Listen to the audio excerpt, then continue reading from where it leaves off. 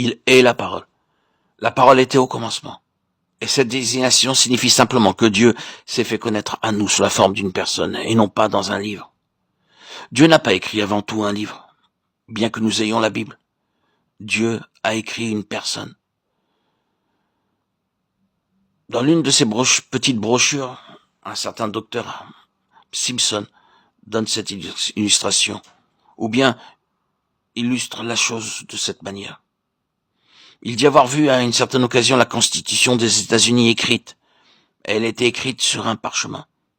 Il en était tout proche et pouvait lire tous les détails de la Constitution des États-Unis. Mais lorsqu'il s'éloigna de quelques mètres de ce parchemin, tout ce qu'il put y distinguer, c'était la tête de George Washington, là, sur ce même parchemin. Il s'en rapprocha alors à nouveau et constata que le texte de la Constitution des États-Unis était écrite par des lumières et des ombres qui prenaient la forme de la tête de George Washington. C'est cela. Dieu a écrit la révélation qu'il nous a donnée de lui-même, mais cette révélation est dans la personne de son Fils, dans la souveraineté du Seigneur Jésus. Et nous ne pouvons avoir la constitution des cieux que dans la personne, et la constitution des églises est la personne qui s'est manifestée sous la forme du Fils de Dieu. Vous et moi, nous n'aurons pas des choses, que ce soit doctrine ou enseignement ou autre chose, qui puissent nous aider. Nous aurons le Fils, et en lui, il y a la lumière et la vie. Ce n'est là qu'une assertion, une affirmation des choses. J'ai la confiance que nous nous saisirons du fait établi et que nous irons au Seigneur à cet égard.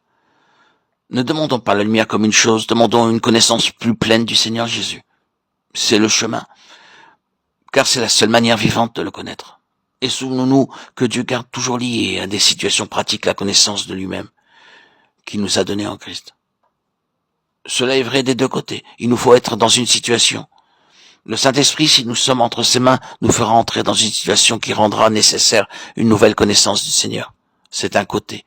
D'autre part, lorsque nous nous trouvons dans une situation très dure et très difficile, nous sommes dans la position nécessaire pour demander une révélation du Seigneur. Dieu garde toujours lié à des situations pratiques la révélation que nous avons de lui-même en Christ. Vous et moi, nous ne pourrons jamais avoir une révélation à moins qu'elle ne nous soit nécessaire. Nous ne pouvons pas la recevoir comme une simple information. Ce serait une information, ce ne serait pas une révélation. Nous ne pouvons pas l'obtenir par l'étude. Lorsque l'Éternel donna la manne dans le désert, le symbole du Christ, le pain descendu du ciel, il précisa très fortement le fait qu'il ne fallait pas en recueillir un seul fragment, de plus que le strict nécessaire pour les besoins de la journée. Car si la mesure du besoin immédiat était dépassée, le peuple serait atteint et frappé par la maladie et la mort. Le principe, la loi de la manne, c'est que jamais nous ne recevrons une révélation comme un simple enseignement, une doctrine, une interprétation, une théorie ou quelque chose qui soit simplement une chose. Cela signifie que Dieu nous placera, vous et moi, dans des situations où seule la révélation de Christ pourra nous aider et nous sauver.